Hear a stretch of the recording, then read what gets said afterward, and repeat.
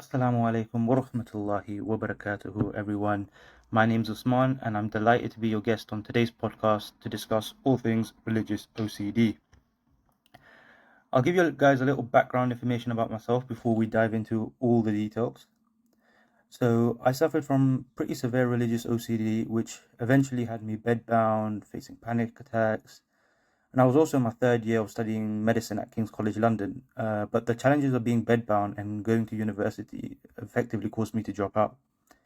Alhamdulillah, after getting therapy from Sheikh Abdullah Misra, I'm so much better these days, and now I help other Muslims going through similar issues, which is mainly done through my Instagram, which should be linked somewhere on whatever platform you're listening on.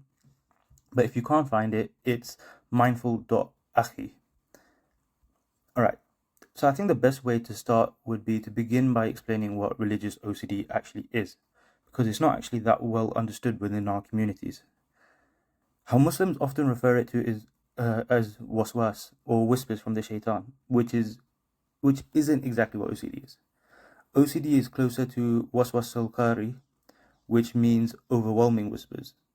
And so oftentimes you'll find Muslims provide advice to those of us with religious OCD through their own experiences of waswas, but that is fine.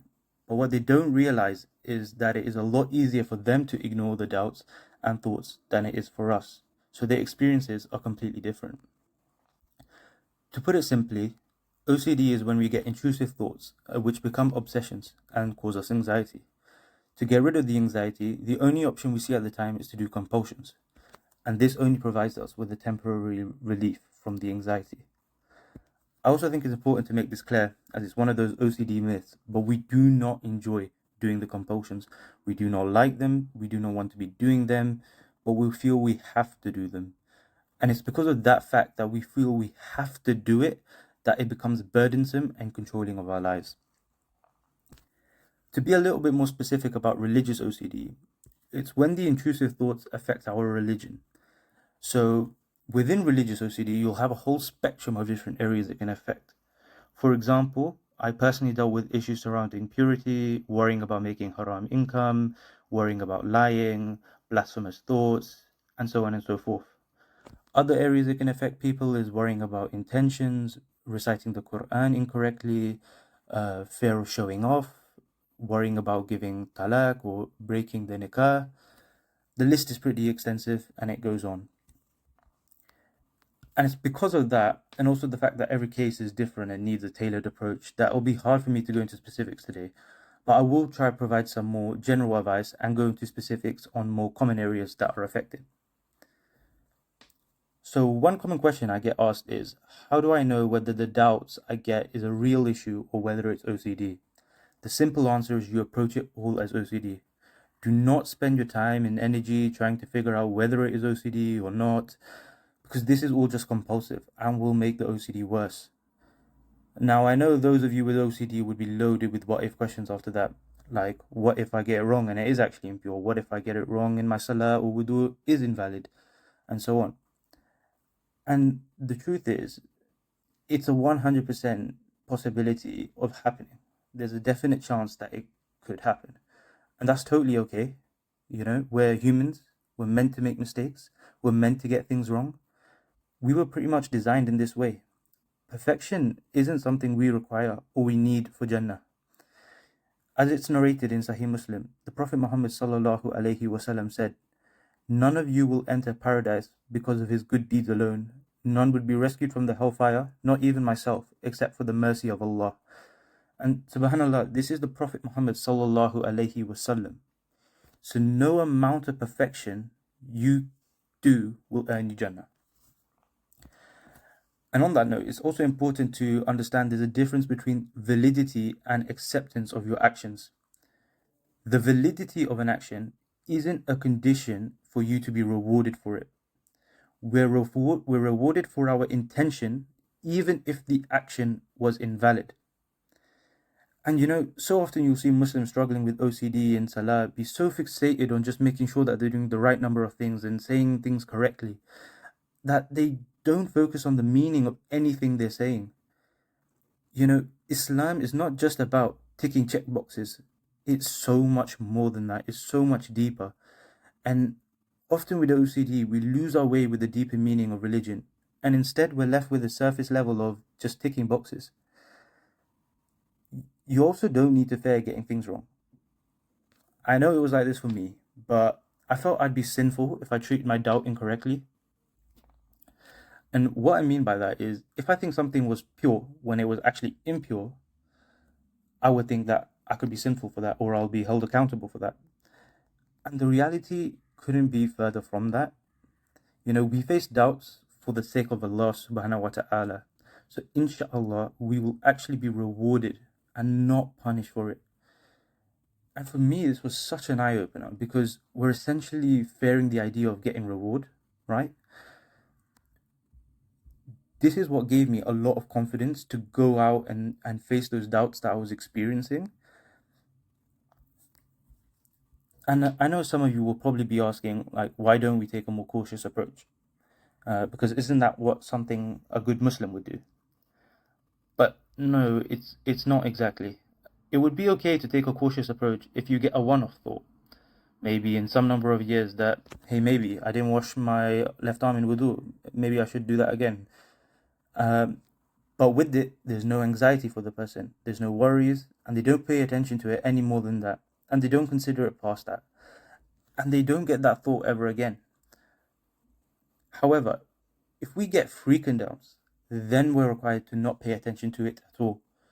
And we absolutely don't take the cautious approach. I like to think of OCD like a pendulum. So on one side, you've got OCD. On the other side, you've got the complete opposite of OCD. And in the middle, you've got where most Muslims lie. To get back to the middle, we need to swing to the other side. And the beauty of Islam is that the fiqh and rulings, they accommodate for us to swing to the other side without being sinful, so that we can return back to the middle. I'll give you guys an example of this. So most Muslims would clean themselves with water after using the toilet, but someone with OCD might use an excessive amount of water. So that's one side of the pendulum. The other side might look like using only tissues, which is completely fine in Islam. Even if something that you might not want to do long term, and you might want to return back to the middle where you use a little bit of water. I've actually got through a lot of points through that one question alone, but I want to talk a little bit more specifically about how you can deal with thoughts of disbelief or thoughts to do with kufr and shirk.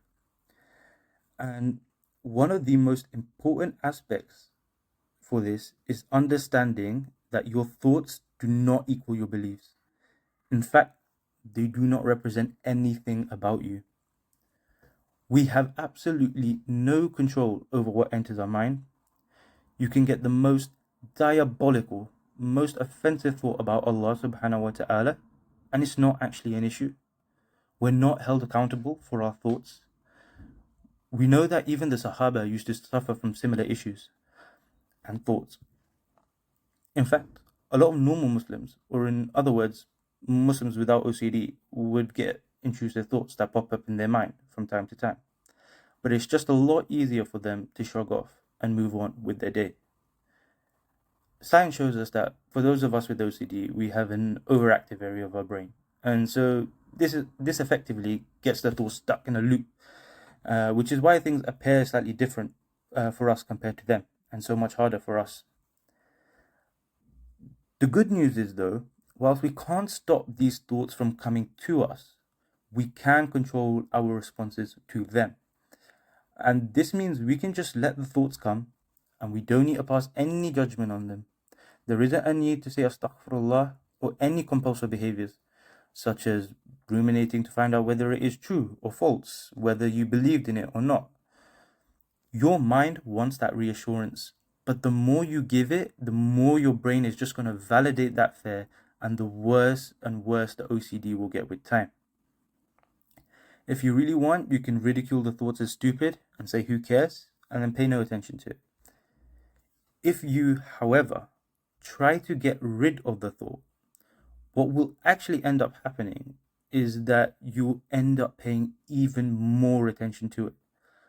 So, for example, if I say to you listening right now, don't think of a pink elephant, what happens is you're more likely to think about one. And so it's the same concept with the OCD thoughts. I hope that makes sense.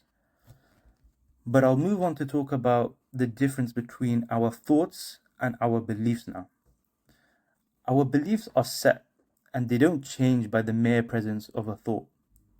For example, if I ask you the question, do you love Allah and His Messenger sallallahu alaihi wasallam? I'm pretty sure your answer would undoubtedly be a yes, an instant yes. And this is an example of your belief. And this isn't something that changes by whatever your messy thoughts tell you. Someone also explained it to me in this way. If you're a meat eater your whole life and eat it every day, you don't just accidentally become vegan on a random day. It has to be a conscious decision. So in the same way, you don't become a kafir without making a conscious decision. Okay, so that's how to deal with thoughts of kufr. But I'd also like to touch on the idea of how to deal with doubts about impurity. A lot of the points I'll mention now would already be applicable to other areas, so I'll skip over them to keep things a little bit more concise and less rambly.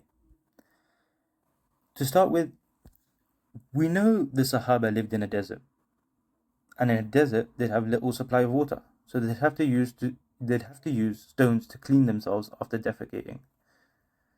And the thing with stones is they'll never clean properly. They'll always leave a little bit behind. And when you add on to that the hot climate, it's very reasonable to assume that most of them would have sweat in those regions. And some of it would most likely make their way onto their clothes too. But did this scare them? No, it didn't. Did they wash it? No, they didn't. And likewise, with OCD, there's so many things that we make an obligation upon ourselves, which is not actually an obligation in Islam. So, for example, if you're struggling with impurities, you might constantly check to see if you've got anything in your underpants. But nowhere in Islam is this a requirement. Yet we would obsessively check all the time. Did Allah subhanahu wa ta'ala command us to do this? No. Did the Prophet Muhammad sallallahu alaihi wasallam ever do this? No. So why do we? And in fact, the Prophet Muhammad sallallahu alaihi wasallam would actually sprinkle water on his clothes after using the toilet so that any wetness he felt, he could put it down to that. He knew something could come out. And so he created some doubt so he would not pay attention to it. And it's very reasonable that he sallallahu alaihi wasallam would have some impurity come out at a time. And he would have prayed with it on him. Yet he paid no attention to it. I mean, subhanallah, if we look at the lives of the Prophet sallallahu alaihi wasallam and the Sahaba, we see how simple they kept things, yet we overcomplicate it for ourselves. And so the point I really want to make here is that your compulsions, whatever they may be, they're not obligations upon you. And you can do without them. You can leave them. Now, I'd also like to clarify one other misconception which we have with OCD in our communities, and that is that we have religious OCD because we have a lack of knowledge. And honestly, this is totally false. And in fact, many imams also suffer from OCD. And so knowing more fiqh and rulings isn't going to solve your issues. Trust me. I've been there and done that. Endlessly searching through Islam Q&A sites, and Allah knows how many different imams I asked all these different sorts of questions to. I used to sit there thinking, if I just get the answer to these questions, then my issues would be solved. But the thing is, those answers don't often exist, and they didn't solve my issues. I remember some imams giving me responses like, I've never heard anyone doing anything crazy like this. And the truth is, they didn't really know what to do to help. And may Allah bless and reward the imams for their sincere intentions in trying to help me. But a lot of them inadvertently actually made my OCD worse by giving me reassurances and rulings to counteract my doubts.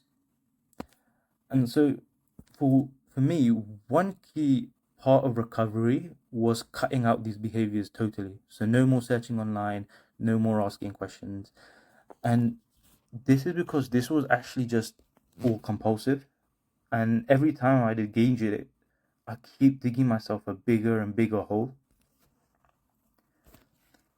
I guess I'll take this opportunity to go on a slight side note about Q&A sites, Islam Q&A sites, that is. So I'm not misunderstood on the point. The problem is that the sites are not actually vetted for people with OCD.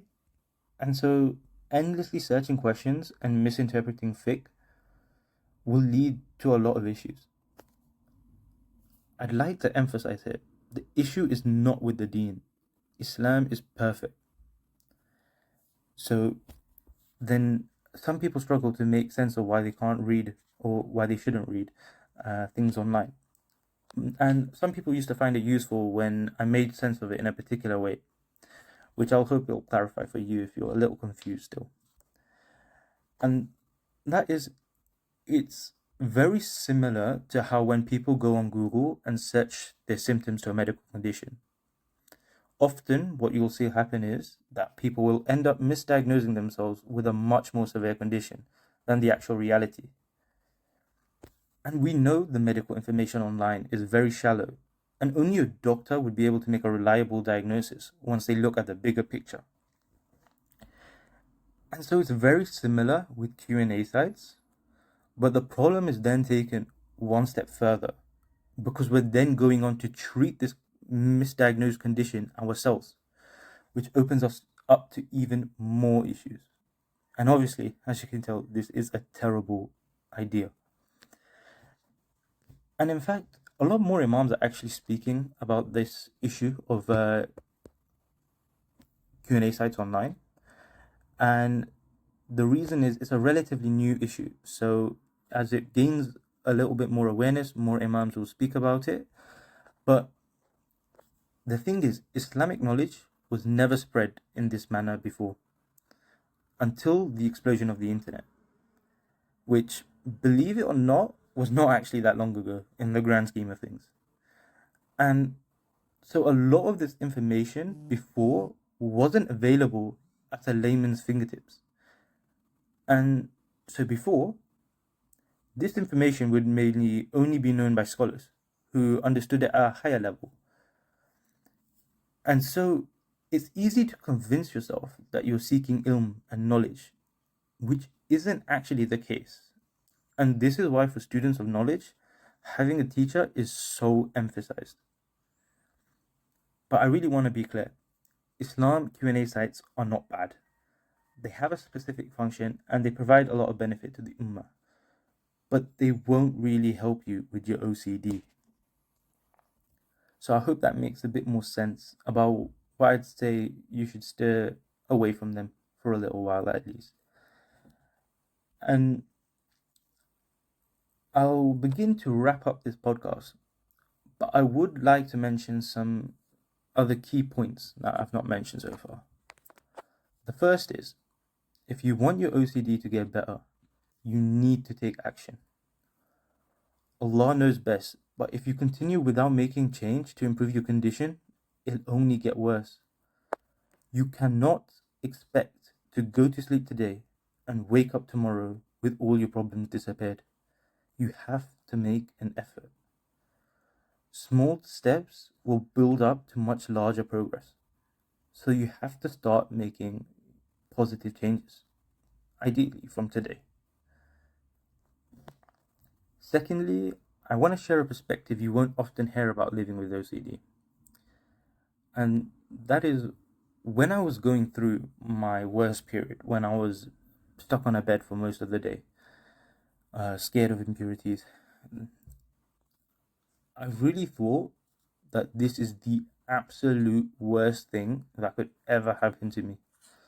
I mean, it was, if I looked at it simply, it wrecked my life in so many ways. But now, alhamdulillah, I say it's one of the best things to have ever happened to me.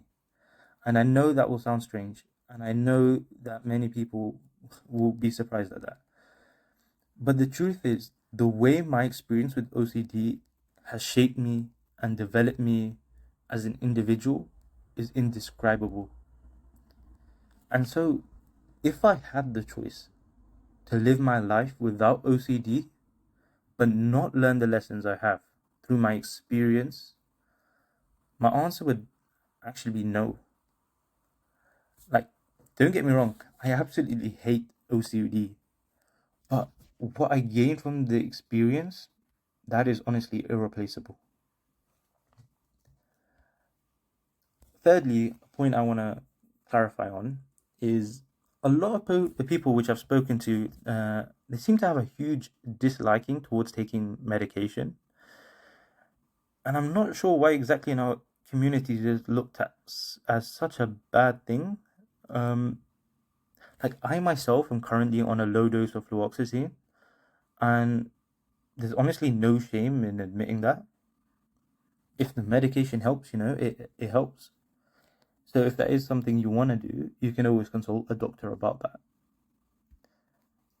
And lastly, I want to leave you guys with a hadith narrated in Sahih Bukhari, where the Prophet Muhammad sallallahu alaihi wasallam said, "Religion is very easy, and whoever overburdens himself in his religion will not be able to continue in that way."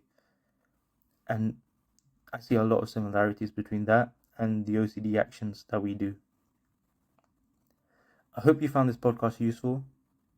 I think I've covered a lot of content in a short amount of time, so hopefully there's some gems in there for you to take away. But thank you for listening, and may Allah ease all our struggles. Ameen.